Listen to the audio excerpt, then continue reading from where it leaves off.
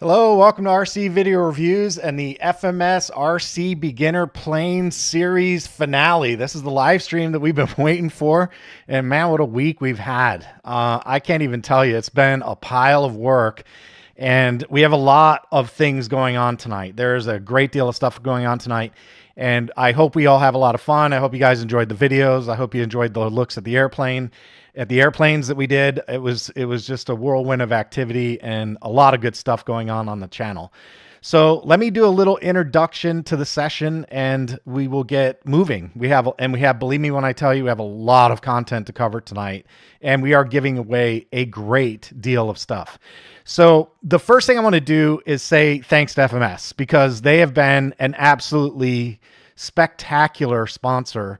And for me, one of the key concepts is this idea of engagement. And whether you like the planes or don't like the planes, or you have a problem with whatever they do, what I took away from this and the big lesson for me was this concept of engagement. They're engaging with the community and they're making an effort. And for that, I just want to offer FMS a quick round of applause. All right. Thank you. Thank you. Thank you very much. I'm here all week. Tell your friends. Anyway, good job, FMS. Thanks for the collaboration on this beginner series. I think it was a spectacular effort on your part, and I know they made a substantial financial investment to make all of this happen as well. Not only what they sent me, but what they're giving to you guys and what they're giving away in the sweepstakes and the coupons that they've got on their website. I mean, it's a big investment, and it's kind of rare that you see this from vendors out there. So I'm really happy about the collaboration that I'm seeing out of FMS. And I also want to tell you guys that my contact over at FMS, her name is Maeve, and I can't even explain to you the massive amount of effort that I know that Maeve put into this event. It was a big effort, not only coordinating the logistics and getting me the hardware and things that I needed, but coordinating the marketing and getting everything on the website and the coupons out. I mean, she's amazing. She did an amazing job. I also want to remind you guys, I have a couple of things that I want to share with you for links, and these are all in the description, so you don't have to trap all of these. But we'll start out with the sweepstakes link. Make sure you check that out because they are giving away stuff based on the sweepstakes. Now, I'm not sure what the cutoff is for this. I haven't visited this one since the early days of this series, but it may be cut off at this point. I'm not sure. But this link has been in every one of the videos, so I would encourage you to check that out. Maybe you can still enter. They're giving away prizes based on the sweepstakes. There's also a model survey that FMS has asked me to share with you guys. And really what they're doing is they're asking for feedback. So it's one of these deals, again, with engagement. You got a company out there saying, hey, tell us what you need. Tell us what you want. What do you think? And what do you look for? And it's your opportunity to have a voice and be heard. So get out there and fill out that survey for them. And then the last thing is the beginner series page on the FMS website. And the reason I want to share that one with you is because there is a great deal of coupon information on that page and some information about beginner planes. And they're also doing another thing where you can enroll a FMS story. And if you enroll your story and you're picked, you can win stuff there as well. In fact, our very own Fred won himself an 800mm Corsair from telling his story. So get out there on the beginner series page and make sure you visit that section of the website and check out what's new there. So that is it for the links and the intro. We can move on to the next segment, and that will be to discuss the giveaway rules.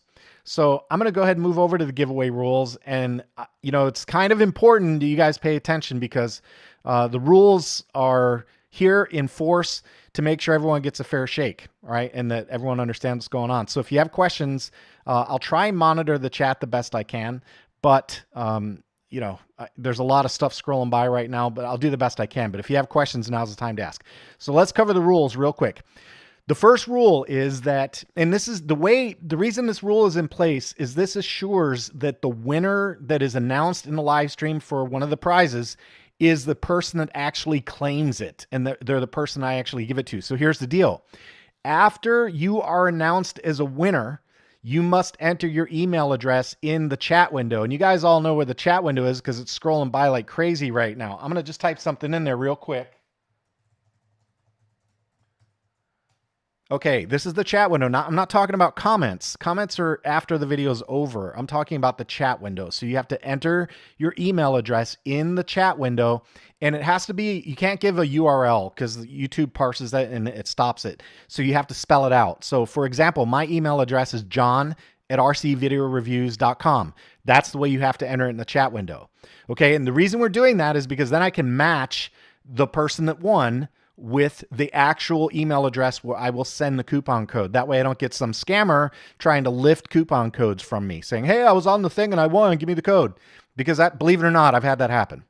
Okay, so number two, that's the second part of this one. You then have to send an email to john@rcvideoreviews.com. That's me. You're going to send an email to me identifying the prize that you won. So if you get, a coupon code, you're going to say, hey, I won this coupon code. And it has to come from the email address that you put in the chat window. Okay. Does that make sense? Hopefully that makes sense. I'm trying to make this as easy, but as bulletproof as possible against the spammers and scammers. Okay, so number one, put your address in the chat window. Number two, send me an email, and you have to do it within 24 hours. I'm not going to wait indefinitely. You get 24 hours. And that's going to be as of right now, which is 1900 GMT -5. So you have to send me an email address, tell me what you won, and then I will send you the coupon code or whatever it is that you won. Okay. Number three, RC plane prizes are for US viewers only. I'm sorry, that's not my rule, guys. That's a distribution rule for FMS. It's what they've accommodated. That's what they're able to do. If you have another win, if you're outside the US, you can opt for an 18th scale RC vehicle for winners in other countries. Again, not my rule. I'm sorry about that. That's out of my control. So that's just one of the rules. And then finally, if you do win one of the coupons, you are going to be responsible for shipping, but don't fall for any Telegram scam nonsense. The only shipping charges you should see are when you are actually redeeming your coupon on the FMS website, okay? So you go to the FMS website, you redeem your coupon code, you put in your address, they'll say, okay, it's $10 to ship it, and you pay the shipping to them, and that's that, okay? And yeah, only one winner per coupon. Do not try, and if you win one of the coupon codes, don't try and use it more than once. It's one use per, okay? That's all you get to do, one use per. All right, so those are my rules. I'm going to go back now and look for comments. And if I don't see any comments or questions, I'm going to assume you guys understand it. And then I'm going to go ahead and move on to FMS rules. And right now, I'm not seeing anything in comments. So you'll have time. If you have questions, now's the time to ask, okay? All right, so I'm going to shut those off, and I'm going to bring up the FMS rules. So FMS rules are, FMS will select product winners randomly from the participants in the giveaway lottery link advertised on the FMS website. That's the sweepstakes, okay? FMS social media. The link has been advertised on the FMS website, FMS social media, the RCVR Discord, that's my Discord, and the RCVR Beginner RC Plane Series videos. And that's true. It's been in every one of those videos, so it's been out there for you guys. The giveaway prizes, what they're giving away is they're giving away a 1280 millimeter easy trainer plug and play. Really cool. Remember, US address required for this. Otherwise, you have to choose an 18th scale RC vehicle for non-US addresses. Okay. If you're asking for it to be shipped to someone somewhere outside the United States, you can opt for one of the cars, the 18 scale RC vehicles, not the airplanes. Again, FMS rule, not mine. Number two, they are offering an FMS airplane stand. I can tell you guys right now, that is a cool stand. We're going to cover that. Don't worry, you're going to see it. But they're giving away an airplane stand. They're giving away an airplane cover, also very cool. And they're giving away an SM600 simulator, which we're going to spend a little time with tonight. They're also giving away a 3-colored aviation light set. So pretty cool merchandise is part of this giveaway. See what I mean? I mean, you guys got to understand, this is a big deal. FMS is making a significant investment in giveaways, and that doesn't even include all the coupon codes. All right. I'm going to tell you about the coupon codes in just a minute, but I have a lot of coupon codes. So it's going to be a fun night, man. We are going to have a good time with this. All right, I don't see any questions on the rules, so I'm going to go ahead and move on because I haven't seen a single question. So hopefully it's been very clear to everybody. So we'll go back to the desktop here, the FMS desktop, and I'm going to move on to the next segment. What is the light set used for? They're navigation lights. I'll show them to you guys in just a little bit. You will get a chance to see them up close, but they're navigation lights. You can stick them on your plane, and they have little LiPo batteries in them, and they are very bright. If you look for the Skytrainer 182 video, I actually put a green one on the Skytrainer, and we ran it, and they're brilliant. They're brilliant, very bright, very, very, very, very nice lights. And they have red, green, and white. So you have the options to put the lights on your plane wherever you want, and it looked pretty cool. Okay, with that said, guys, I've got 10 segments. Don't worry, they're not all long, but we do have 10 segments to get through, which means I have 10 things to give away. Let me tell you a little bit about some of the stuff we're going to give away, and I'm going to give away things after every segment to keep it interesting and lively, okay? And we're going to have fun with it. This is going to be a fun night. We're going to have a good time with this. So the first segment, we're going to do a Skytrainer recap, and I'm going to show you my likes, dislikes, and buy, no buy recommendation. Then I'm going to do a coupon. Then we're going to do a MOA recap, my likes, dislikes. Then we're going to do a coupon. Then I'm going to do the Easy Trainer recap and a coupon, the navigation lights and a coupon, the FMS plane cover and a coupon, the FMS airplane stand and a coupon, the SM600 simulator and a coupon. I have a segment with Dave. We did an interview on beginner planes, then a coupon. And then we're going to go through the radio configurations, like I said, for the 182 and Easy Trainer, then a coupon. And then I have one last segment on the Cub, and then we're going to give away an airplane. So we have a lot to get through tonight. It's going to be good. It's been a real labor of love putting this together, but I've enjoyed every minute of it. And the main reason for that is because we're giving so much back to you guys tonight. And that's what's been so exciting for me. So, all right, let's get started. I'm going to park the chat. I'm going to take the chat off the window. So let me give me just a second. I'm going to turn that one off. And I think this is the right one. Yep, that was the right one. And then we're going to bring up the Skytrainer video. And let's see, I'll make sure I got the right one first. Yep, Skytrainer recap. That's up first. And here is a look at the, let's see, why isn't this showing? We'll get it. Don't worry. There it is. I don't know why that went away. Okay, so a little bit of a recap on the Skytrainer. What I can say about the Skytrainer, here's what I liked. I thought it was one of the most scale models I've ever flown. And I can say that with a degree of authority because I trained to get my pilot's license in this style plane. So when I say it flew scale, that's a very firsthand personal experience. It was very scale. It did require the use of flaps for a nice landing. It could be done without the flaps, but what I learned was putting a little bit of flaps in really helped it on the landing. So I liked the way it felt with the flaps better than without. And I can't say that about most planes. I really like the scale detail, the navigation lights, the wing landing light, the pilot, the dashboard, all very cool stuff. It was a very nice scale layout. The graphics scheme, and this is a recurring theme with FMS stuff, I've been thrilled with their graphics because they don't overdo it. So they're very elegant, very understated. It's just enough to give you a nice pop of color, and they look great in the sky. So I've been thrilled with the graphics on these planes. And one of the big surprises on this plane was the Oleo nose strut. I thought, okay, Oleo nose strut, it was kind of cool. I thought it was decorative, but it wasn't. It was an actual Oleo compressible strut. Very nice. The ease of assembly, all I can say is this thing just went together in very little time. So if you're not an experienced builder, you won't have a problem putting this one together. The instructions are very good, and it goes together very simple. There's not a whole lot of work to it. And I think one of the big ones that I liked was the very gentle nature of this plane in the sky. It had some athletic prowess. It could do loops and rolls, fly inverted, all that stuff. But what I really enjoyed about it was its gentle nature. It was just kind of graceful and a little bit of a floater up there. And then finally, the last thing I really liked about the plane was the power system was excellent. I thought it was just right. It wasn't too strong. It wasn't too weak. It wasn't too fast. It wasn't too slow. It was just right. It was literally like the little bowl in Little Red Riding Hood. It wasn't too hot, wasn't too cold. It was perfect, right in the middle. So good job on the power system. I thought it was just fine. Now, what I didn't like, I don't like the bottom load battery. And the reason for that is because with the bottom load battery, you have to have some kind of stand at the field, or you lay it down. But the problem with laying it down is they have these little plastic antennas right on the wing saddle where it's going to make contact with the table. So I really don't care for the bottom load battery tray. It's not Just keep that in mind. If you put those, you can see the plastic antennas in the video right there, but if you have those on there and you flip it over, you have a pretty good chance of breaking or bending or whatever. So you have to have some kind of tray or maybe a second set of hands to help you out. To load your battery up and get it connected. I didn't really like the 3-blade prop, and it wasn't really a problem with the prop per se, but they're harder to find. They're that's not in stock in as many places. I personally would have rather seen a 2-blade prop, and they tend to be more efficient anyway.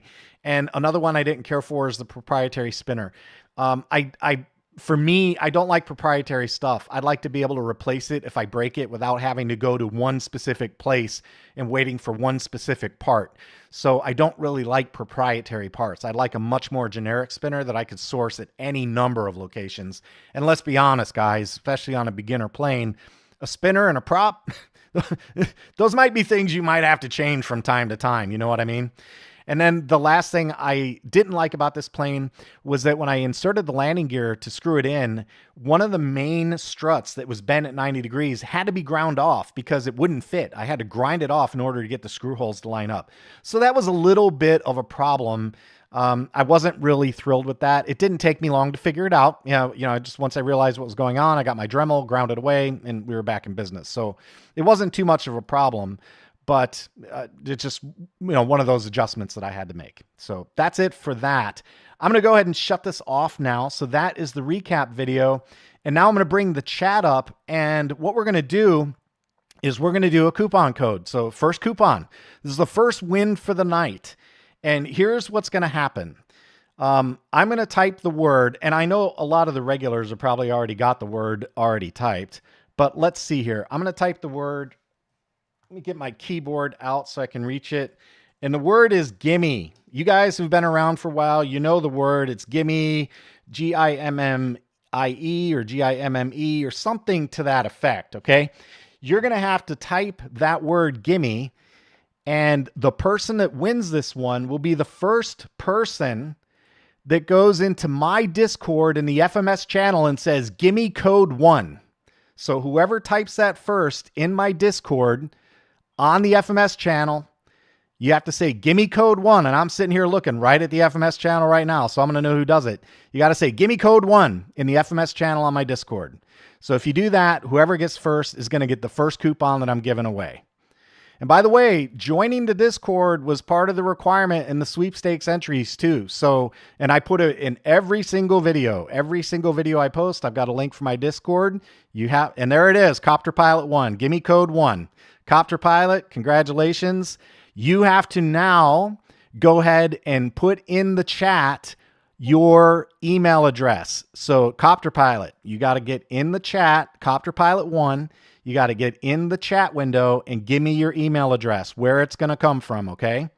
So I'm going to wait for that, and we're going to look for it. And once I have that, don't forget you have to spell it out. You can't just type it. You got to spell it out. There's no URLs, okay? So now my Discord is blowing up. All you guys are on Discord going, oh, dang it. The coupon will be redeemed on the FMS website. So it'll be redeemed on the FMS website. Now, one thing I'm not sure about, and I did ask for clarification from FMS, but I didn't get it prior to the live stream. So I'm not exactly sure how this works if you're outside the US, how that coupon code will be applied. So if they say they won't ship planes outside the US, maybe you can pay for shipping outside the US. I'm not exactly sure, but I'm going to give you the coupon code and you'll be able to work it out with FMS. But the coupon code, by the way, let me tell you what the coupon code is so you guys know. The coupon code on this one, code 1, is for an 800 millimeter easy trainer, 800 millimeter easy trainer. All right, let me just verify that. Now keep in mind on my video, that was the 1280 millimeter easy trainer. Okay, so this easy trainer is a little bit smaller, but this one's for 90% off. It'll save you $107. 90% off for an easy trainer. Very cool. And it's only a little bit smaller than the one that you saw in the video. So Copter Pilot, let me see that email address. Hopefully he's got it in there. Did we get it in there? I don't see it, man. You got to give it in there. You all put gimme. When you have lag, it's not really fair. I can't do anything about lag, Mikey. Sorry, buddy. I'm still looking for that email address, Copter Pilot. You're going to have to put it in the chat window. I'll scroll back and look for it when the video's over, but you're going to have to put your email address in this window. If you don't, I'm not going to be able to send you the prize. Okay. All right. So give me the email address in the chat window and we'll move on. All right. The next thing that I've got is the MOA. We're going to do the MOA recap, and the MOA recap is going to be, let me bring up the PowerPoint and the MOA video, and we'll move on to the next one. Here it is. So the MOA recap. This was the 1500 millimeter MOA glider, and what I liked about this one was the assembly, super easy, very easy assembly. It had very graceful lines. I loved the lines and the wingspan. It had that kind of 30s feel to it, like a earlier era, those 30s lines. I really liked it. I liked the way the plane looked. Simple and effective color scheme. Again, back on the graphics. I think the graphics were amazing. And the color scheme, the red and white, nice pop in the sky, as you can see on the video right in front of you. So very effective color scheme. I did like the fact that they had a wheel for landing. Although I didn't take advantage of it on my first flight, I landed it in the grass. Just want to see how it was going to do. But the wheel for landing is nice because that'll keep the belly of the plane from getting scuffed up. And I thought it had okay power. It was decent. It wasn't, again, not a barnstormer, but decent power. And I really like the cheap batteries. You're talking about a 1300 millimeter 2-cell battery. That's cheap. So nice cheap batteries, low cost to fly, low barrier to entry on this one because it's ready to fly, and you get an opportunity to get into the hobby for not a lot of expense. What I didn't like about it was the airflow. I mentioned that in the first look where the Reflex V2 gyro was plugging up the exhaust port. Don't care for that. You have to, in my mind, you really kind of need to do a little bit of surgery in order to correct that so you can get the airflow moving correctly through the cabin, right? That's a kind of important thing. I also thought it was a miss for flaps, not because I think the flaps were needed for flying, or landing rather, but I know the glider guys like crow. And without flaps, that kind of makes that little maneuver a little bit challenging if you want to use it. So I thought that was kind of maybe a miss not having flaps on it, because I know the glider guys just like that. And then the last issue I had with that one is the proprietary radio and protocol. Now, the radio worked, and I do understand the nature of the radio system they use in these ready-to-flies. So I would say, it was fine. It was functional. It did the job. But what I don't like about it is there's no upgrade path to anything. So I would prefer a more standardized protocol like they used in the Ranger, which had the FlySky radio, and they actually used in the Cub as well. And that uses it uses the FlySky protocol. I can't remember the acronym. It's 2A. It's the 2A FlySky protocol. Okay. So it uses that AFH DS2A. That's it. So I would prefer that one over a proprietary protocol. And whether or not buy, no question in my mind, this is a buy. And I didn't cover that on the last one. Let me go back real quick. On the last plane, on the Sky Trainer, absolutely a buy on that one. I would definitely buy this plane with my own money, no question. So the MOA Glider, definitely a buy as well. I like that plane. It was beautiful, and I'm going to keep that one and continue to fly it. So that's it on the MOA. I'm going to go back and bring the chat up, and I'm going to check comments. I'm looking for an email address, too, from Copter Pilot. Let's see if he got it in there. Oh, he did put it in Discord? Okay, if he put it in Discord, I'll take that. Let's see. Where in Discord do we respond? FMS channel. That was only one, guys. The FMS channel is only one. Don't worry. There's a lot of other options here, so relax, guys. Would really love to get a MOA. I do like the MOAs. I can only subscribe one. I'm out. Don't use Discord. Okay. Next up, we're going to do... another coupon. So this one's another coupon code for an easy trainer. Coupon code for an easy trainer. And in this one, this is the last Discord challenge. Okay. The last Discord challenge. And here's what I'm going to ask you guys to do in Discord. I want to really say thank you to Maeve. And Maeve is in our Discord. She's on the Discord. So what I'm going to ask you guys to do is do an @ for Maeve and say thank you in the FMS Hobby channel on Discord. So go, first person that does it, they win. I'm watching the Discord right now. I'm going to look in the FMS channel. We're looking for an @ on Maeve to say thank you for sponsoring the event. All right. So first person that says thank you, Maeve, @Maeve, you are going to get the second coupon. It has to say thank you and tag Maeve. It's MAEVE. There it is. There, little one-on-one. Maeve. Thank you, Maeve. Little one-on-one is the first one that got it. So little one-on-one, you got the tag for Maeve. Say thanks for that. And little one-on-one, you got it, man. So you're in. You're in. Little one-on-one got it. So that's it. So that's it on Discord. No more stuff on Discord. The rest is going to be a little more generic. All right. All right. So little one-on-one, you got yourself a prize. Make sure you leave your email address, man. I got to have your email address in order to send you the prize. Okay. So I'd prefer to see it in the chat window. That's where I'd like to see it, but I'll take it if you put it in the Discord. That will work as well. Okay. All right. I think that's it on that one. Little one-on-one. Don't forget, looking for your email address. And I'm glad you guys are blowing up Maeve's inbox. Go ahead and hit her, man. Let her have it. Tell her thanks for all the work she did putting this together. She really is a rock star and did a wonderful job. All right, let's see. Easy Trainer recap. That's number 3. We're up to the next one. So let's bring up the session again. I'm going to turn this one off. We'll bring this one up. We'll hit the Easy Trainer and we'll flip slides. And here we go. This is the Easy Trainer. This one is a 1280 millimeter. Oh, by the way, the coupon code number 2, that was also for 90% off on the 800 millimeter Easy Trainer. Little one-on-one, that's what you got. Okay, the FMS 1280 millimeter Easy Trainer. What I liked about it, great airframe. I've been flying. I think I counted them. This is probably my 7th version of this type of airframe, which is the high wing pusher top mounted motor. They follow that kind of Bix 1, Bix 2. They're out there. A whole bunch of different brands out there make these, but I love the airframe on these. They're very efficient. They're very graceful in the sky. Great presence in the sky. I like that a lot. I thought about it after the video, and I really like the wing pins on this one. The only other model that I can recall that had these was the Bix 3. All the other versions of this plane, I believe the wings screw in or glue in. Not screw in, but glue in.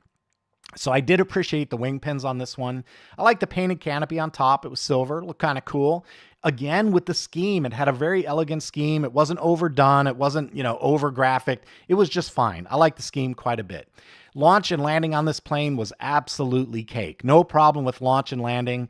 It was just fine. I hand launching it, no problem. Landing it, I think the landing is coming up right. Is it the next one? Yeah, it's the next one. Launch and landing, no problems at all. Now, what I didn't like was that while they accounted for the ability to take the wings off and put them back on in a kind of quick release mechanism, the problem was the servo wires went all the way. They were long. Like they didn't put a servo wire break where you'd want it to disconnect from your flight computer. It just was way tucked into the canopy. So if you're going to take the wings off, you're going to be fishing wires around quite a bit. And I think that needs, you could easily fix that with an extension on your own, but that's kind of one of those things you got to think about. If you're going to make it so the wings come off, then make it so the servo wires can disconnect easily as well. The nose compartment clutter, they had, if inside the canopy on a lot of these planes, the entire nose section is wide open, but in this one, the nose section was filled up with EPO foam. I know it's EPO foam. I know it can be carved away, but beginners may not know that. So it's one of those deals where I think they should clear out that nose compartment and make room for things like bigger batteries, for example. So nose compartment clutter, I didn't care for that. And the power setup, this one was more personal than really, like a problem. The power setup, it was a high KV small prop setup. And I prefer for myself, for this type of plane, to use something a little bit of a slower spinning motor, maybe a slightly higher cell count battery, and maybe a little bit bigger prop. And they're more efficient that way. So you'll get a lot more flight time out of it. I think this plane flew for about 7.5 or 8 minutes, which was okay. But I know I've had these types of planes fly for 30 minutes, 30, 40 minutes. So they can fly a lot longer with the right power setup. So I really wasn't, the power setup's okay. It does the job. It's lightweight. It's effective. It propelled the plane okay. But yeah, I prefer something with maybe a slower spinning motor and a bigger prop and a higher cell count battery. As far as buy, no buy, absolutely a buy. I would like to see this from FMS in an ARF format. That way we can select our own motor and ESC combo rather than having it come assembled. So I think this would be a great one if FMS would release this as an ARF. Okay. Okay. So that's it on the Easy Trainer. Let me go ahead and bring up the other camera. I'm going to turn that off really quick. I'm going to check comments. Did we get an email address from Little One-on-One? I hope so. Let me see. I'm going to check. I'm going to go back and look at the comments and see if they're in here. Little one-on-one. Takes a licking, keeps on ticking. Let's see. Little one-on-one. Little one-on-one. Make sure you give me your email address, man. You can do it in Discord as well. Now, for the rest of you guys, because we're not doing anything on Discord, it is essential that you have to put your comment, your email address in the chat window, okay? You got to put the email address in the chat window, because if you don't, I am going to pick an alternate. You've got to put your email address in the window, okay? Okay, so here's the next one. We're going to do the next giveaway, the coupon, same coupon code. I've got 2 more of these, 90% off. Okay, now what I told you guys in the very beginning of the series, and in every single video, there were going to be numbers. There were going to be numbers, right? In every single video, I put in numbers. And some of the videos, I explained in great detail what the numbers were for. In some of the videos, we just showed the numbers. My intention there is to reward the people who watch the videos and watch the channel and watch the videos all the way to the end. So this challenge is going to use the numbers. And what you need to do, I'm going to be watching the chat, okay? So I'm bringing the chat up right now. You guys got to be ready. And remember, the winner has to put his email address in the chat window. If you don't do it, I'm going to pick somebody else. Okay. So for coupon code number 3, this is also an easy trainer, 90% off. You have to give me the biggest number minus the smallest number and put your answer in the chat window. The biggest number minus the smallest number. So hopefully you have the numbers handy. First one to put it in there, they win. And then you got to give me your email address. So the biggest number minus the smallest number. Should be pretty simple. Should be pretty simple, man. It's 2 numbers, basic elementary math. And I told you guys we were going to use those numbers. So let's see. Let's see. Did Don got it. Don got it. Don, you got it. 7 was the correct answer. The biggest number was 8. The smallest number was 1. 7 was the answer. Don, you win. Put your email, a bunch of 7s coming in now. Look at that. So Don, put your email address in the chat window. I need to have it so I can send you a coupon code. Congratulations, Don. You got yourself an 800mm easy trainer for 90% off. How cool is that? I like that one. All right. That's it for that. Don, don't forget, I need to see that email address, buddy. All right, let's see. Next up, we're going to do, I have one last easy trainer coupon code, and then it's going to get serious. Then we're going to get serious with the coupon codes. You guys are going to be like, whoa, okay. So next up, we're going to do a navigation lights recap. And on the navigation lights recap, we're going to use the big screen. So we don't have a video for that. I'm just going to bring in this overhead camera, and I'm going to switch to the big one, the big camera. I think I'm going to switch to the big camera. I seem to have misplaced my big camera. Oh, here it is. It's right here on this screen. Okay, the navigation lights recap. What I want to show you guys on the navigation lights, this is a real simple little device, and this is part of the merch they sent. What I didn't show you, I think, in the earlier videos was the charging apparatus. So it's a little USB micro connection. You just plug that into a USB micro cable, and then the black side goes into the light. So when you plug this in, this is how you charge the batteries on these little guys. You do a plus and minus. So there we go. Plus and minus. And then you plug the other end into your USB on your computer. And when you do that, that charges it. So very simple to charge them.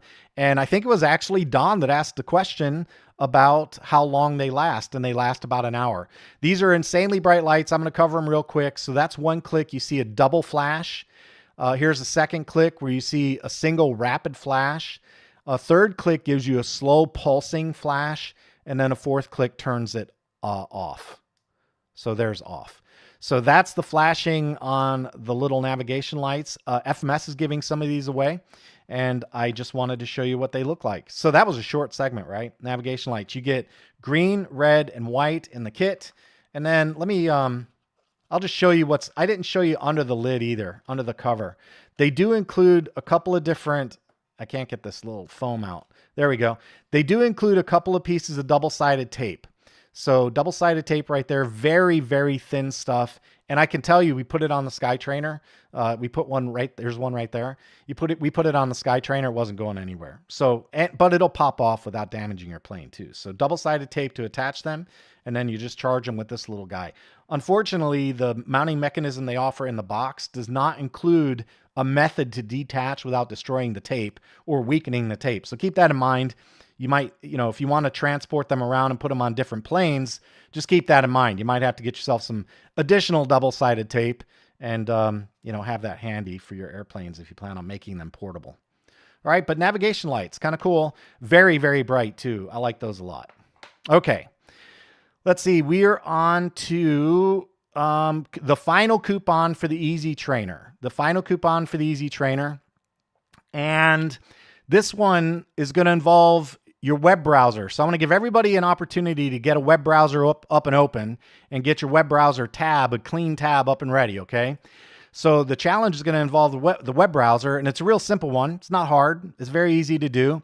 And what I'm going to ask you guys to do, this again is for the last Easy Trainer. It's 90% off a PA, sorry, not a PA-18. Sorry, check that. It's 90% off an 800 millimeter Easy Trainer. Okay, this is coupon number 4.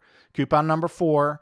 Don got coupon number 3. Little one-on-one got coupon number 2, and coupon number 1. I forgot the name already, but I'll look it up in the post video. But coupon number 1, we already did that. So coupon number 4 is for the 800 millimeter Easy Trainer, and it's 90% off. So the way you win this one, you guys all got your web browser open. Hopefully you got your web browser open. Don asked if you can win more than once, and the only guidance that FMS gave me was a coupon code can only be used once per person.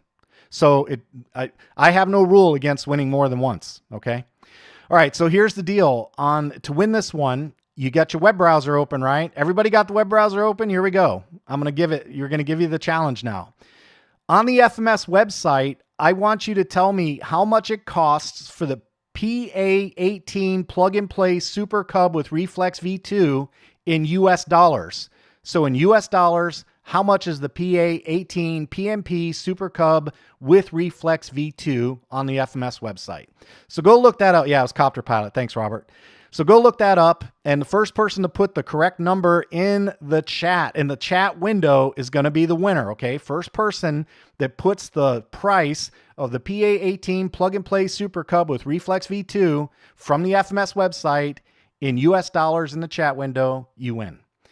So there we go. I'll wait for the winner, and we will see. There it is. Who got it? Smoky Mountain RC came in at $299. Wrong. Shane's DIY $199.99. I'm going to call that a win because I have it at $199.99. So Shane's DIY, buddy, you won. Leave your email address in the chat window, and you're going to be a winner for that last Easy Trainer coupon. Okay, $199.99 is the correct answer. All right. So let's see. Go ahead and leave me that email. I need to see that email address. Leave it in there. All right, $199.99, correct answer. He was specific, man. He got the change and everything. All right, now we're going to get on to some more serious business, man. We have more to cover, more stuff to go through. We're going to get up next with the FMS airplane cover. So the FMS airplane cover, I want to show you guys something about the FMS airplane cover. So here's the deal. If you have an EPO plane and you go out in the sun and leave it in the sun, this is what I call alligator skin. You see that alligator skin right there? That comes from heat on EPO, okay? EPO, that comes from heat. You need to protect your EPO from the sunshine.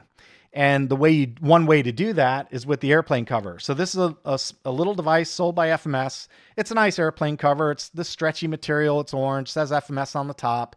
It's got a little elastic band that goes around the nose. And then these little wing covers go over the wing tips. So there you go. Very simple device, and it will help avoid getting things like this alligator skin on your EPO. So check out the FMS website. By the way, Dave has been using stuff like this forever. I only just started buying my own wing covers and putting them on my planes recently. So I was really happy when FMS sent me one, because I'll use it for their planes. When I'm out there doing demos and it's hot outside in Florida, I'm definitely going to use it. So that is it on the airplane cover. So I told you a lot of segments, but we're going through it kind of quick, right? Airplane cover, make sure you check that out on the FMS website as well. So that is that on the airplane cover. Okay, now we're going to do something different on coupon codes. This one is for the Kingfisher. You guys can go check out the Kingfisher on the FMS website. I didn't actually get this one during the review. I was a little surprised. But the Kingfisher, very cool looking plane. It is a beginner plane, and you want to go check it out. Go look at the website and look at it. Wink, nod, wink. Go look at the Kingfisher on the FMS website. Just telling you. Okay, but here's what you have to do to win the next code. It's for a Kingfisher. Okay, this is an easy one. It's an easy one. Everybody has a chance, whether you have a computer, whether or not you use Discord, doesn't matter. Everyone has a chance to win this one if you watch the videos. Okay. In this coupon code, let me just verify my coupon code for the Kingfisher. Remember, the coupon codes are for planes, and that's US. Okay. Just keep that in mind. Just trying to remember, I'm not sure if you're outside the US, if you try and use that coupon code, what they're going to do. I don't know. I'm going to have to leave that up to FMS because I've asked for clarification. I didn't get it. So just keep that in mind. Okay. But this is for a Kingfisher coupon code. And let's see, I have 2 of these, and this is for 50% off. 50% off of a Kingfisher. That's a decent coupon, right? So I thought that was really generous of FMS to do that. Okay, so here's how we get the, here's how you win the Kingfisher, the first Kingfisher coupon code. This is coupon code 1 for the Kingfisher. You have to give me the sum of the odd numbers in the chat. First person to give me the sum of the odd numbers in the chat, you win a 50% off coupon code for an FMS Kingfisher. All you got to do is give me the sum of the odd numbers in the chat. So it's very simple to do. If you watch the videos and you wrote the numbers down, you're going to have them right in front of you. Should be pretty simple. Most of you guys should be able to glance at it. They're talking elementary school math here. Very simple, very simple. Who's going to get it? 13. I see 13, and that came from Shane's DIY, man. Shane just got himself another coupon code. Congratulations. 13 is the number. It is 7, 5, and 1. So Shane got it, man. Good job, Shane. That's 2, right? You're killing it. He's paying attention, man. He's on it. So good job. All right. Simple math. All he had to do was watch the videos and write the numbers down. Simple math. All right, Shane, I think you already left an email address. If you did, I will grab it. If not, go ahead and pop it in there again just to help the brother out. All right. The next thing we're going to cover is the FMS airplane stand. We're going to do the airplane stand. So we're going to hide the big camera, and I'm going to hide this thing, and we're going to bring up the airplane stand. I got a little, this one was done out in the garage. So let's take a walk out to the garage together and take a look at the airplane stand.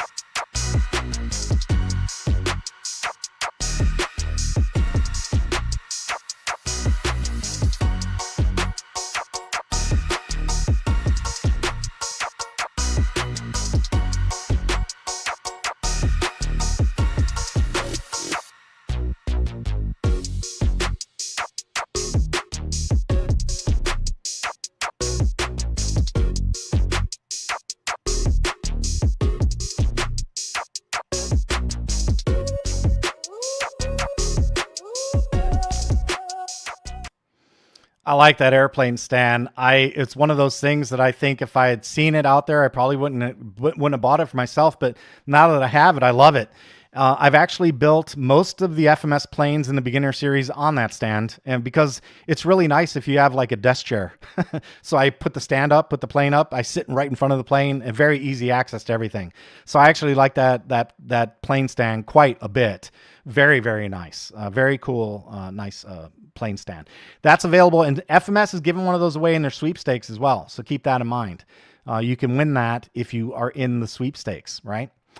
Okay, so guys, I've got a second coupon code for a Kingfisher. Remember, this one's 50% off a Kingfisher. That's a nice airplane. 50% off, that's a pretty freaking good discount. You got to pay shipping, of course, but man, for 50% off, that's a deal. That's a deal all day long. So here we go with the coupon code. Here's how you win the coupon for the Kingfisher, okay? It's very simple.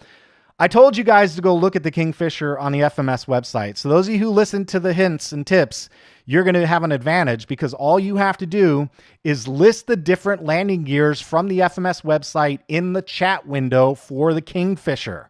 There's 3 different ones. All you have to do is name the 3 different landing gear methods on the Kingfisher from the FMS website.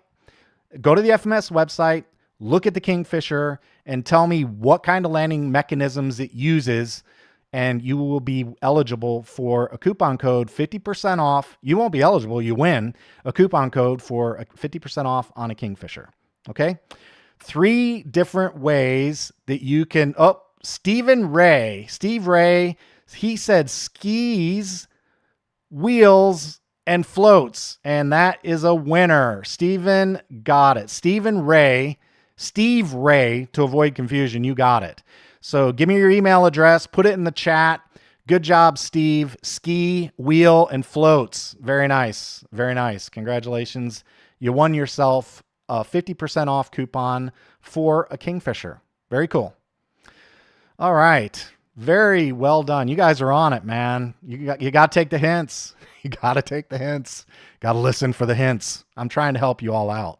But see, I try to help everybody out. So whose scale am I really putting my thumb on, right? All right, let's see. That's it for the airplane stand. Next up, we're going to take a look at a simulator. Now, here's the deal on the simulator. I'm going to switch over to this window. Oh, perfect. Look at that. And I'm going to set my TX16S aside, and I'm going to pop up. I know, Hobie says this is a great giveaway. I know, right? FMS, I'm telling you, man, they just made a huge investment. I'm really grateful. I'm really, really grateful for them. They've been very, very generous with their products and their engagement of the community. Okay, so here's the deal. I have a link in the description for where you download the simulator, and here's what they're doing. They're using the Phoenix simulator. Now, hopefully you guys understand, if you don't know about the Phoenix simulator, it is what's considered abandonware. So it used to be a commercial product, but they've got it set up right now with all the mumbo jumbo stuff that you need to do already eliminated. So you basically download the zip file, you unpack it, you install it, and you run it. Okay. So it's very simple. It's Phoenix. Now, that said, before I did this live stream, I actually opened this up and I did a Microsoft Bitdefender scan, Microsoft scan with Microsoft Defender.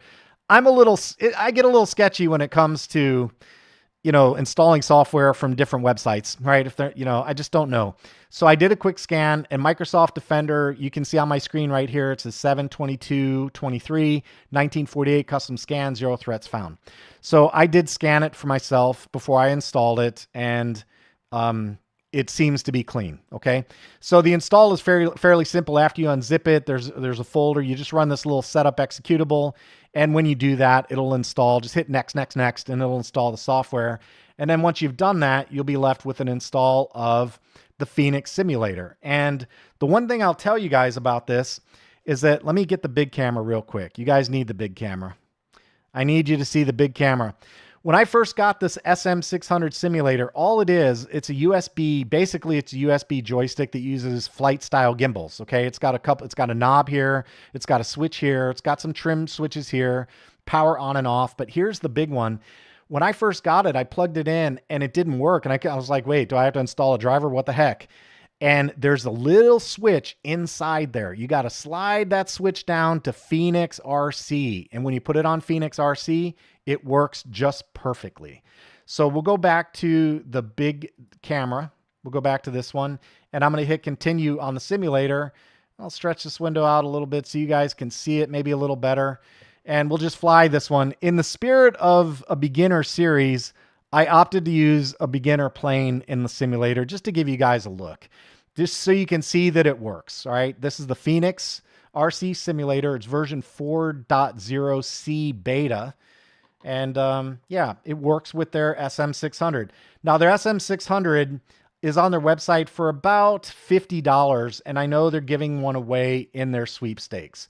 So what I like about these is that you're not forced into a commercial device. You know, it's kind of generic.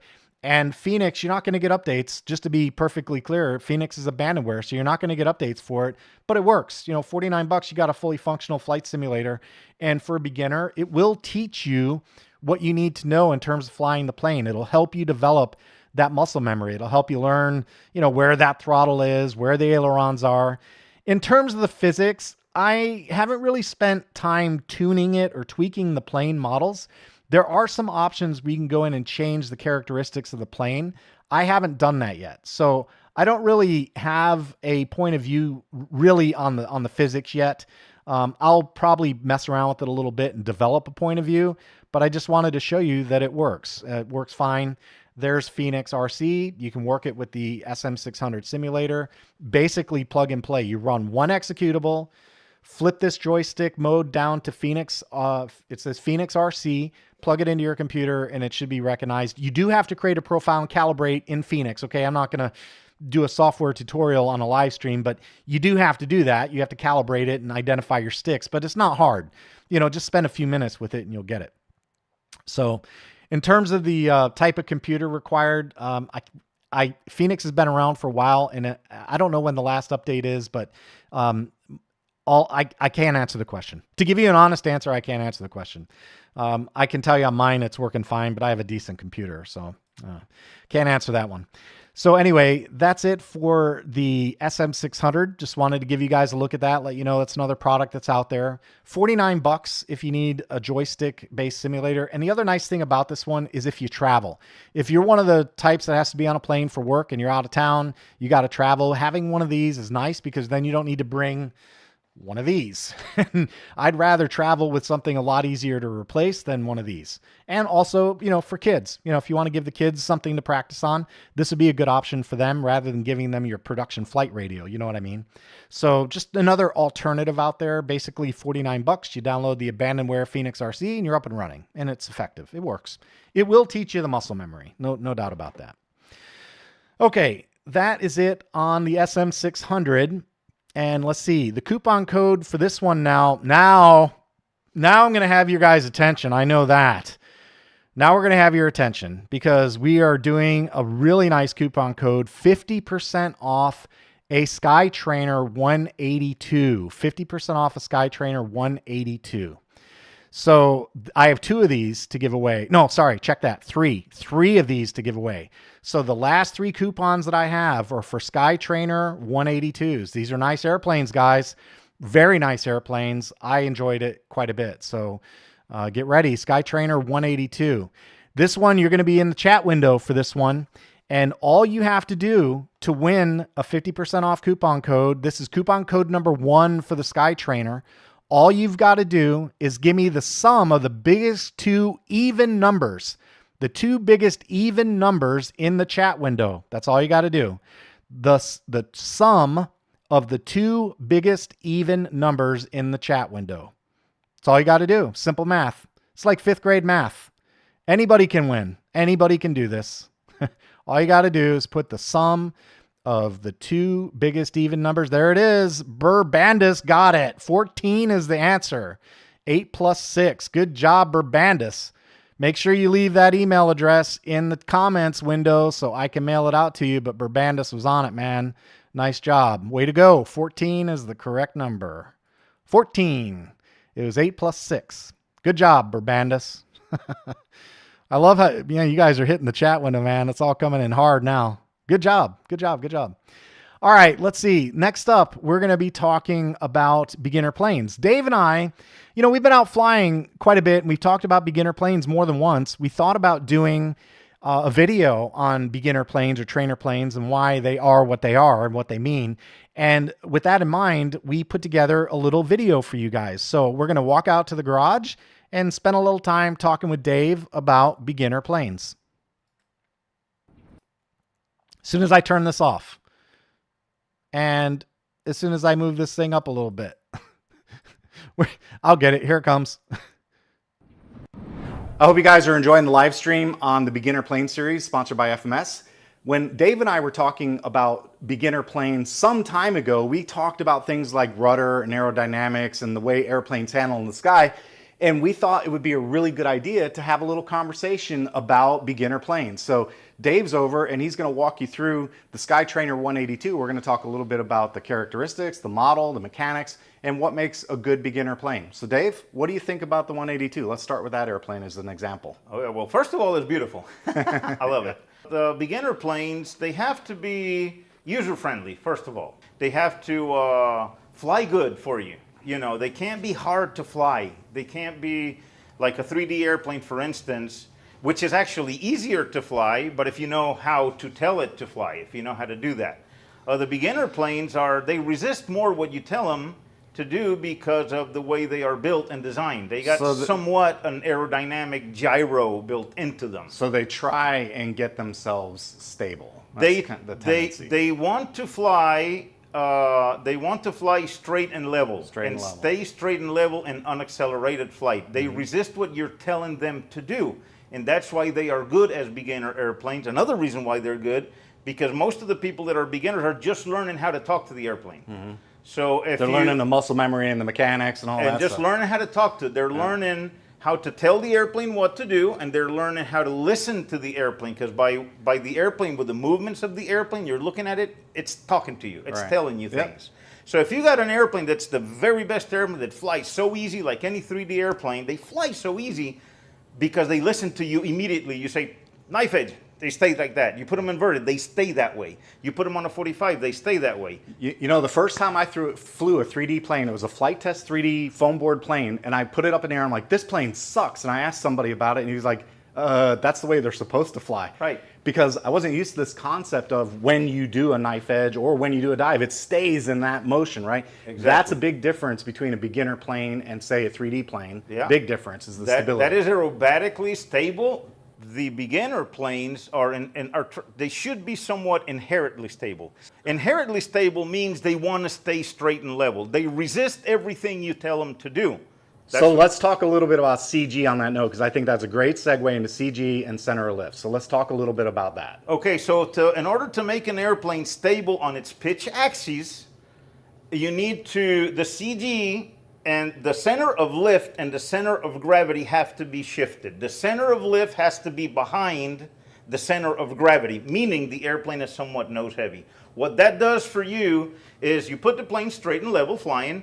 When you cut the throttle and you start decreasing the lift because you decrease the airspeed of the airplane, then the nose just comes down. Yep. And it does that. A 3D airplane doesn't do that for you. You cut the power back and it continues to fly straight, and then it flies. You have to fly it down. Yeah. In fact, some 3D pilots actually like putting their CG aft of the center of lift. So we talk about, if you watch any videos on YouTube at all, you will hear people say it all the time.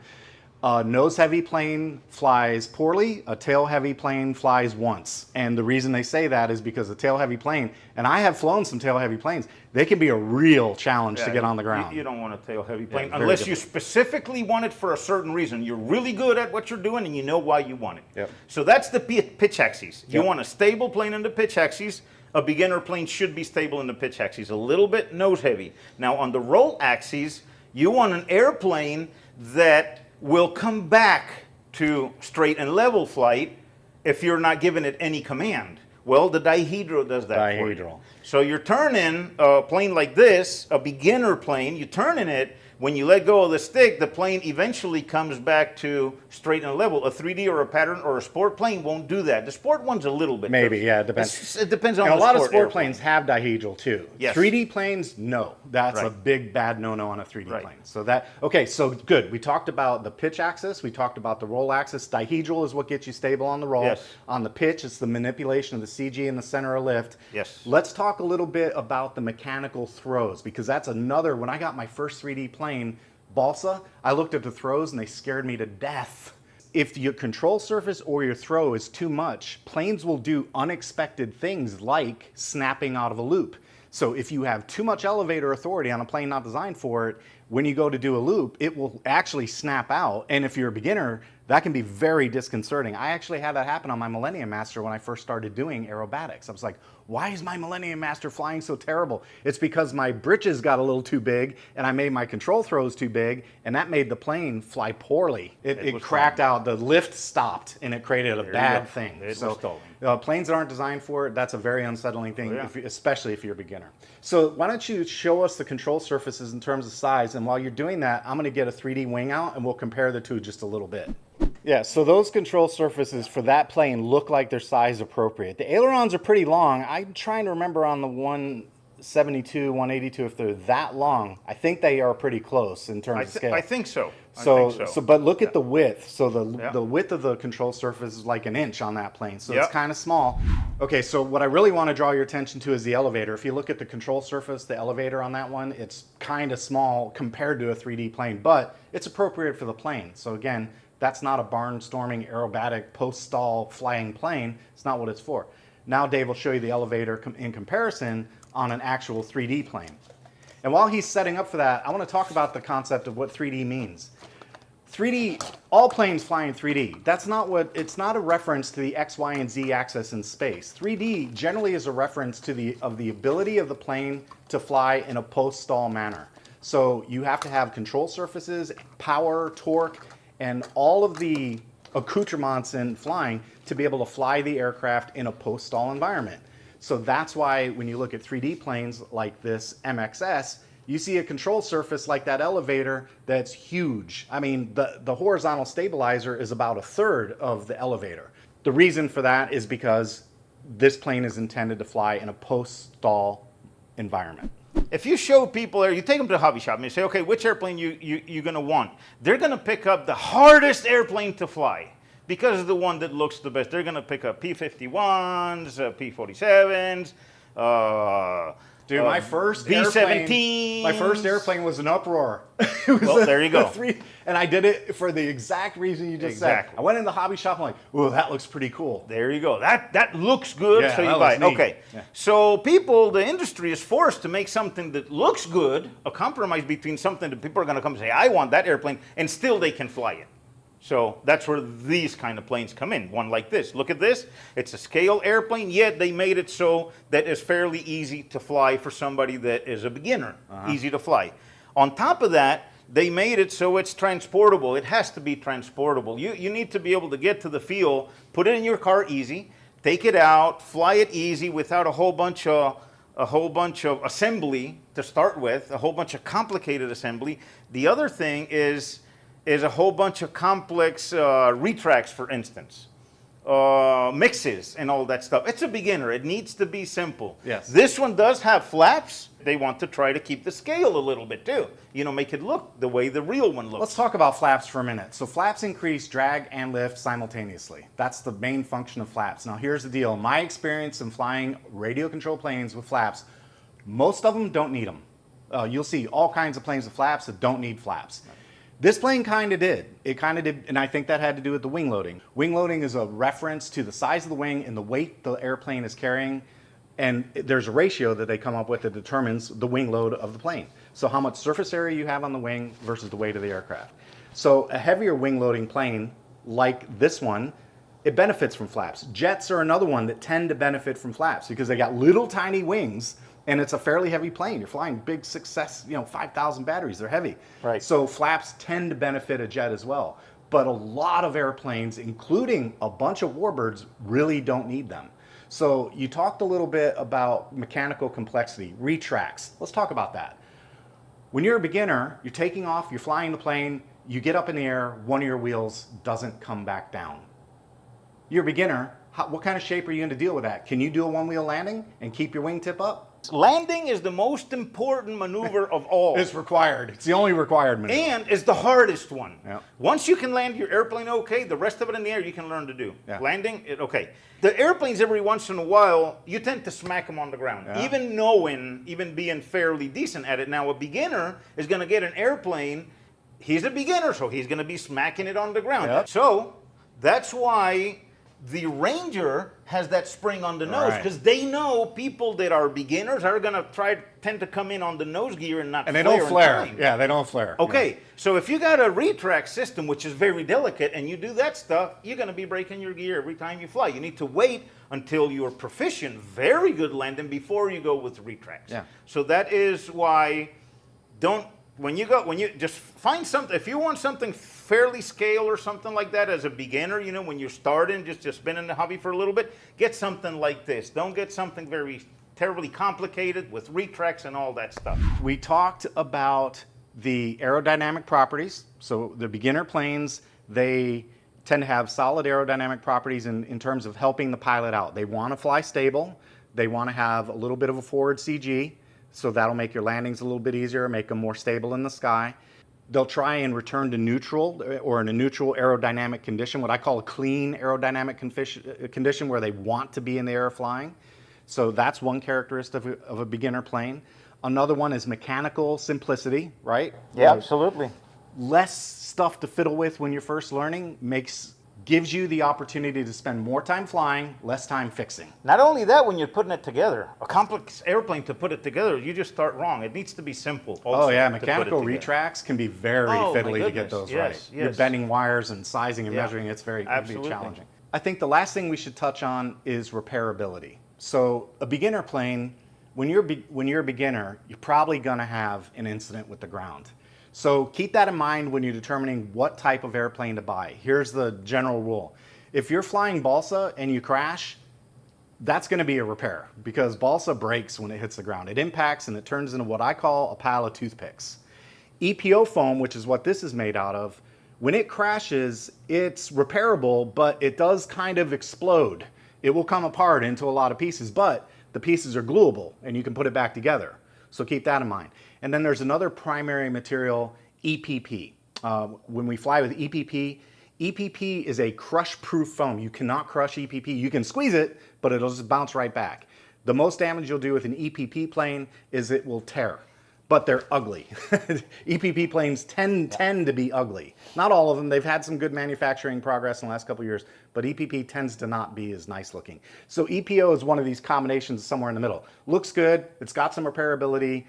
It's not going to devastate you like a balsa crash, but it's not going to survive like an EPP plane, but it looks better. So that's kind of the mix. Talking why about EPO that, tends to be a good option. That you just said about the crashes, there is a chemical reaction that happens in model aviation, and that is, nobody knows how that happened. You can turn in wood into crap.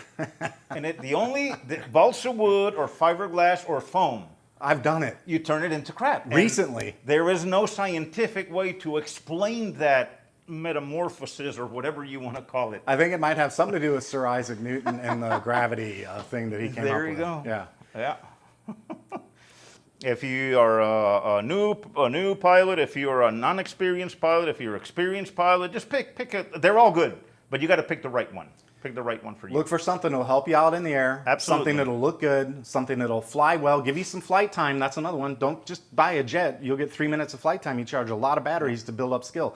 Get something that'll give you some flight time and something that if you do crash, you can repair it somewhat easily without a huge outlay of cash.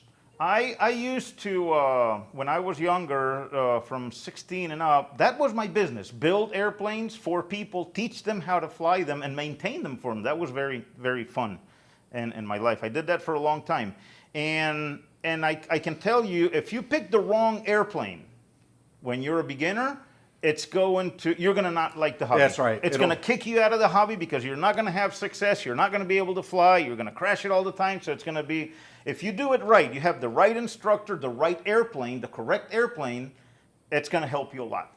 That uproar I talked about earlier, that lasted about 14 seconds. Oh, yeah, I got it up in the air, turned it around, aimed it right at my uncle, flew it at his face. He had to dive for the ground, turned it into a pile of toothpicks. And that took me like 2 months to build that plane because I was by myself. I had no help. That's right. So Dave's 100% right. Get the right plane, because if you don't, you're going to go out there and have a bad experience and you'll think poorly about the hobby, and you don't have to. You buy the right plane, learn the right way, and the hobby can be quite enjoyable. Thanks FMS for sponsoring this beginner plane series. I, for one, greatly appreciate what I see in terms of community engagement, and I am seeing that with FMS. So big thumbs up from me. I appreciate that. Thank you very much. Thumb and a half up. Thumb and a half up from Dave. All right, let's get back to the live stream. All right, wasn't that fun? Dave's a great guy, man. He's a fountain of information. He's been doing this for a long time, so I always enjoy talking and just kibitzing with Dave about what's going on. So that was our little segment on beginner planes. We just had a little chit chat about what makes a good beginner plane. And there's lots of different styles. We tried to focus on characteristics, general characteristics of beginner's planes. So hopefully you found that information useful. And if you did, make sure you smash the thumbs up button on the live stream and show a little love, not only for the work that I put into this, which by the way was substantial, but also for the investment that FMS made in making this all happen as well. So I'd appreciate that. Thank you very much. I appreciate it if you do go out and hit that thumbs up button. That'd be great. Okay, so after the Dave segment, I have a coupon code number 2 for a Sky Trainer. Okay, this is another coupon code number 2. And I'm going to give you guys a little tip, especially if you're on a slower computer. Get your web browser open again, okay? Get your web browser open and go to the FMS website. So there's a big tip to get you guys kind of a chance to even the playing field out if you're on a little bit of a slower connection or a slower computer. So get your browsers, get a tab open, and go to the FMS website. And we're going to do another little a little thing that we're going to look for on the FMS website. It's an Easter egg hunt. So what I'm going to ask for is some information about a plane. And if you give me that information about the plane and put it in the chat, the first one that does it gets the prize. And this is the second coupon for Sky Trainer. So don't forget, if you're one of the winners, I've already seen a couple of emails come in. If you're one of the winners, you have 24 hours to send me an email saying what you won. And it has to come from the email address that you used if you are identified as the winner, okay? Don't forget to do that, because I'm going to reply to those emails. I'm going to match them up. And if I see that email address match the email address of the winner, then I'll send that email address a coupon code that you won, okay? So it's very important you follow these rules, all right? Here we go. We're going to, hopefully you got your browsers open and you're ready to look and you're on the FMS website. But it's a real simple question. Anybody can win this. Very simple.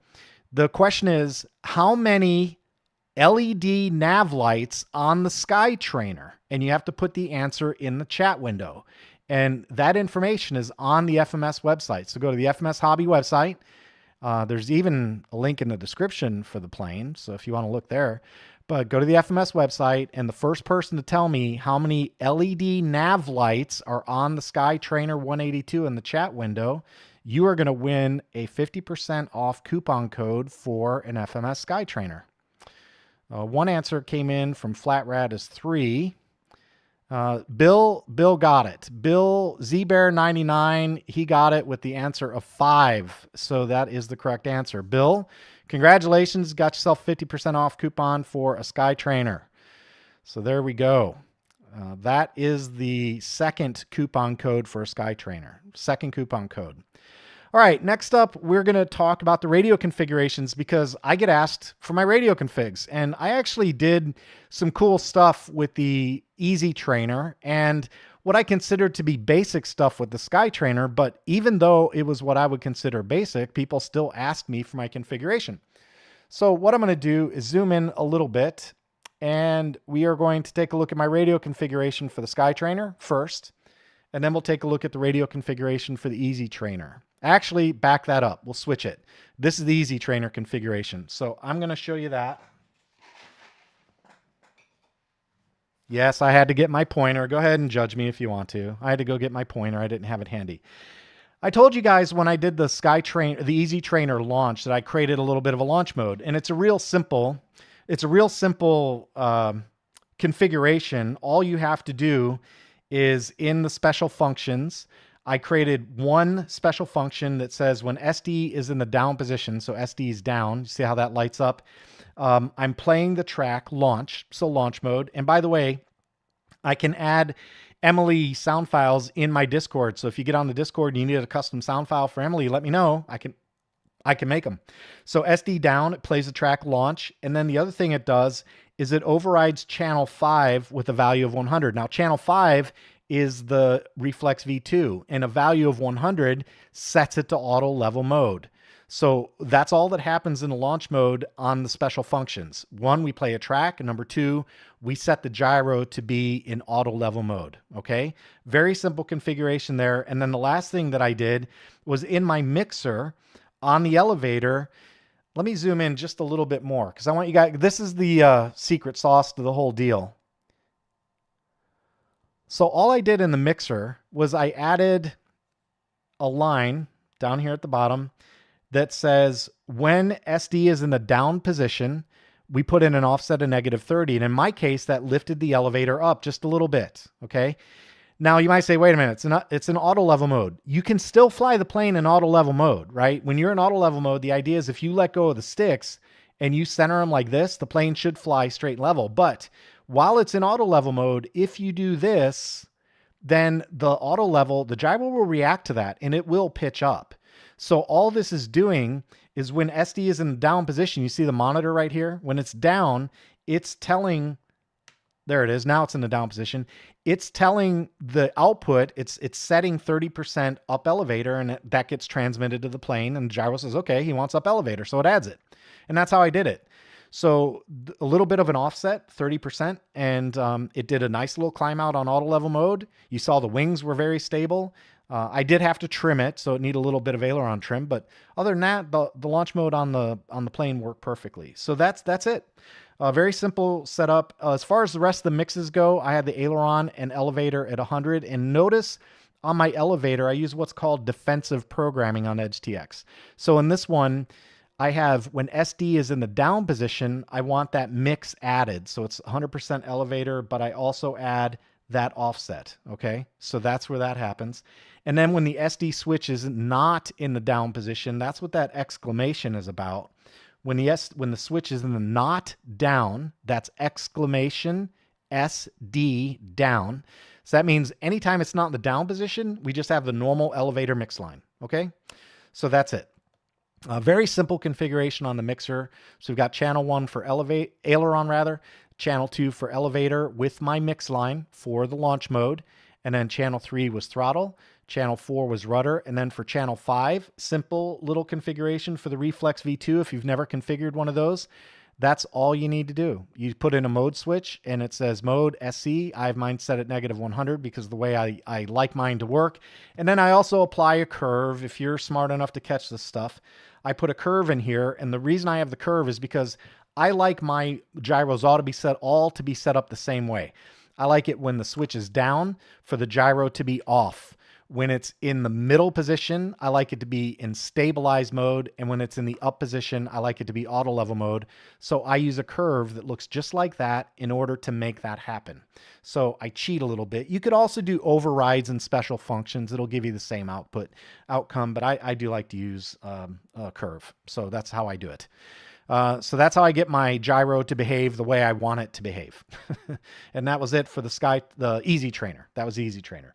Now for the Sky Trainer configuration, because I was asked for that one as well, we'll go ahead and bring up my model selector, and I'll go into the Sky Trainer, bring the throttle down. And this is a very basic setup on this one, nothing to it. I'll start with the inputs. So on inputs, I had 75%, 60%, 40% attached to the aileron stick. That's this one. And then I always activate my rates with SB. So when SB is away from me, that's high rates. When it is in the middle position, it is mid rates. And when it's in the bottom position, it's low rates, okay? So that's how I've always done my rates, and that's how I'll continue to do my rates. So I have 75% for weight and 20% for expo on high rates. On mid rates, I'm at 60 and 20. And on low rates, I'm at 45 and no expo, all right? On the elevator, it's 55, 38, 45, 35, and 40, 25. And then throttle, no expo. It's just a calibrated throttle with the ESC. And then on the rudder, I have 80. Actually, this is wrong because you see that one that says 85. That's wrong. So the thing is that I don't realize it's wrong. I didn't realize it was wrong flying because honestly, I don't pay much attention to high rates on planes like this while I'm out flying around. I didn't catch it in flight. I'll put it that way. So anyway, 80, 75, 45. And then I have rates of, or expo of 5%, 35, and 30. And again, expo is kind of a personal thing. You can do whatever you want for expo. Just make yourself happy. So mixes, very simple mix on this one. Notice that I did use a little bit of a throttle mix on this. And the idea there is as I increase throttle, let me turn the monitor on so you can see it. The idea on this one is as I increase throttle, we get a little bit of elevator. That's all it does. So if you look at the elevator mix here, as I add just a little bit of throttle, I get a little bit of elevator reaction just to help with the pitch. So that's all that mix does. Ailerons, no mix there. Throttle, no mix. Rudder, no mix. The mode, no mix, but I'm using that same mode curve that you saw on the other one. And then here's my flap configuration. So flaps, I have those on my right slider. So if I move my right slider, you can see that that's reacting kind of slowly.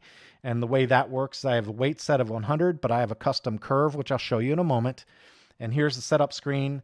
I add a slow up and a slow down for flaps. And that way, when I'm deploying the flaps, they don't just go and go straight down. They kind of take their time about it. So there's how I do my flaps.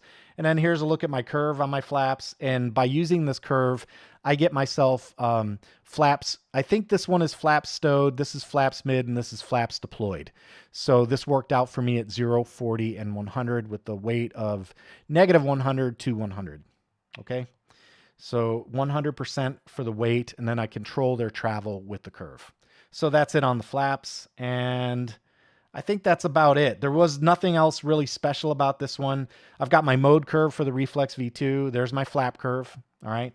And then as far as the rest of the stuff I have in here, it's the generic things that I've done video after video on.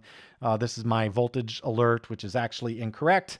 That should be saying, I know why it's incorrect. It's because I changed the precision to 2 decimals instead of 1. That's why that's wrong. But I wasn't really paying attention to that on the Maiden anyway.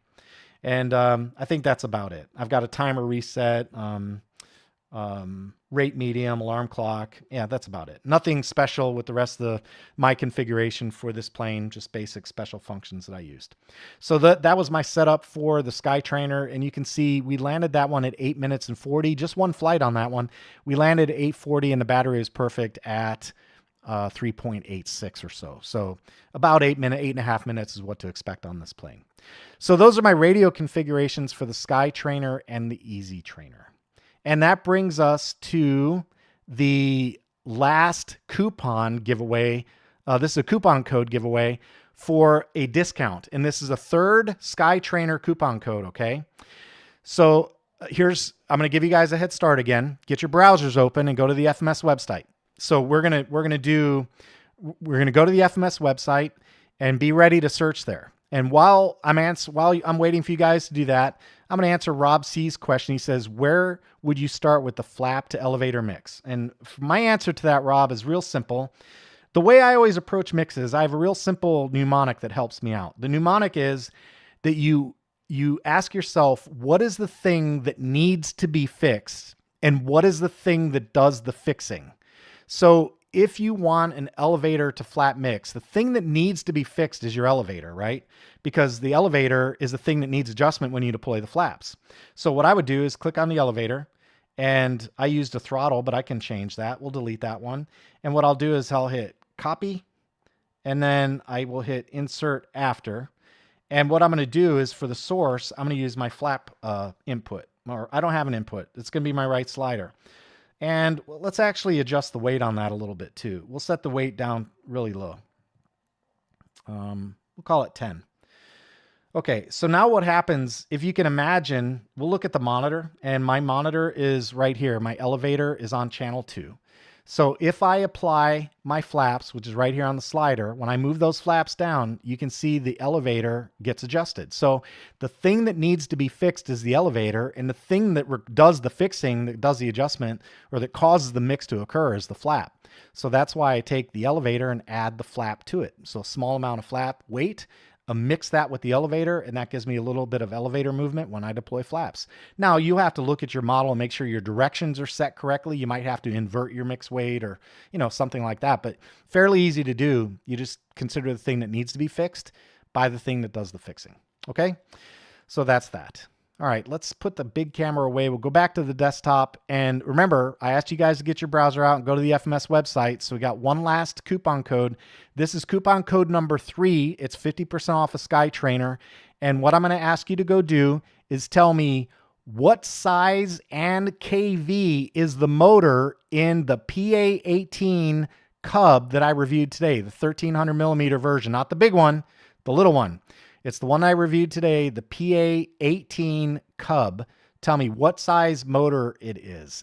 I need the size of the motor and the kV. This is the 1300 millimeter Cub, not the big one, not the 17. It's the 13. So it's the one I reviewed today. So go to the FMS website, find the PA18 1300 millimeter Super Cub, and tell me the size of the motor. That's all you got to do to win. No math even involved in this. All you got to do is read. All right. Let's see. Flat Rat says 1203. That's a buzz. I'm going to say no to that one, Flat Rat. Nice try. That sounds like a quad motor, doesn't it? Someone's going to get it. Shane's DIY is cleaning up. 3536, 850 kV. So he's got himself a coupon code for a SkyTrainer. Good job, Shane. Shane's DIY. Man, he's hitting it. He's fast. Fast. All right, the last thing I've got is the Cub segment. So I'm going to bring up the Cub segment, and we are going to run a little short video on the Cub. And after that, we're going to give away the last airplane that I have. So here we go with the Cub segment. I'm going to have to move this one up a little bit because I have a feeling it's going to get stepped on by other elements. So here we go with the Club segment. You know what? This one has no audio, so that's fine. I'll talk about it a little bit. So on the Cub, I didn't get a chance to fly it. Of course, I just got it yesterday, and I had to get ready for the live stream. I basically spent the entire day doing the live stream prep today. So on the Cub, I can tell you what I liked about this plane is I liked how, actually, you know what? I do think I actually did put some material in here for the Cub. I think I did. Hold on. Let me pop that up. I thought I was going to have to ad-lib this one, which would have been fine because I know it, but there it is. Here it is. I did actually do the work. Yeah, good job, John. All right, what I like the graphics. I thought the graphics on this one were kind of cool. It's kind of a black and white. It reminds me a little bit of the A10, the black and white scheme, black, white, and gray. I like that. The wheels were very cool. The big bush wheels, the big bouncy bush wheels, they're very cool. And I thought that for people landing on grass or rougher surfaces, they would appreciate that. I actually kind of thought the 2-part fuse was actually kind of neat because it allows you to take it apart and fit it into a smaller car if necessary. I did also like the easy disconnect wing supports. They use a little bit of a cotter pin, so that was very cool. And this one did the top load battery. So instead of the bottom load, it had the top load battery, and I did like that. What I didn't like about the Cub so far, now keep in mind, I didn't get a chance to fly this plane yet, okay? So I have a limited list here, but I did not care for the proprietary spinner. The proprietary spinner, that goes along the lines of what we talked about on the SkyTrainer. If you break it, and these are beginner planes, but if you trash it, then you're kind of, you got to go get their spinner. And I don't really care for that. I want to be able to source spinners from anybody. And then a little bit of overspray, which is unusual for FMS because I've been paying very close attention to their graphics and their paint, and they've done a very, very good job with their paint. So I was a little surprised to see some overspray on this one. It's not a huge deal, but whether or not that kind of thing bothers you, I have to leave that to you. In terms of buy or no buy, I'm going to have to say the jury's out because I want to fly it. One thing I saw that was kind of surprising to me was they said the flight time was about 5 minutes. And that I think was a 3-cell 2200. So yeah, that seems a little odd to me. I think this plane should fly longer than that. So we'll see. Jury's out on whether or not I'd buy this one with my own money or not. I'm not sure yet. I'd like to fly it and find out, but it is a good looking plane. It's about the right size. And I think those VTOL characteristics are going to be a lot of fun. All right, so that's it on the segments. That is the last segment. And we are going to wrap this one up. we've covered the SM600, we've covered the airplane cover, we've covered the aviation lights, we've gone top to bottom on all the planes. So we are about to hit the last section. We're on the last, we just did the last section. We're about to do the last giveaway. Now, here's the giveaway on this one. All you need is your calculator or a scratch pad or whatever. It should be fairly easy. This one's math again. You have to know the numbers. And what we're going to do is we're going to talk about, and Shane, you've won, buddy, 3 of them in a row. I'm gonna disqualify you going forward, man. You got to let somebody else in on this stuff. I think 3 is enough. All right, let's be fair. Let's give other people a shot at this. I don't know how you're doing it, but you're doing well. But congratulations, good job. You won fair and square. But let's give other people a shot at this one, okay? So this one is for a MOA. This is a giveaway for a MOA. And again, this is US only, okay? I can only issue this for US. So you have to be a US address. And don't forget, you have to put your email address in the comments. You don't need any websites. You don't need anything. All you need to know are your numbers. Have your numbers handy. And I'm going to ask you a real simple question. The simple question is, and by the way, you have to put the answer in the chat window. So first person that puts the correct answer in the chat window, they're going to win a MOA. This is not a coupon code.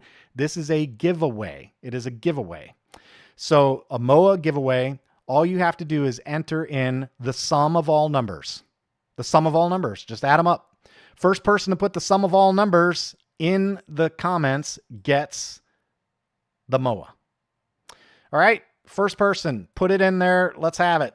Sum of all numbers. If you watch the videos, you'll have these numbers handy. That's all you got to do is put in the numbers.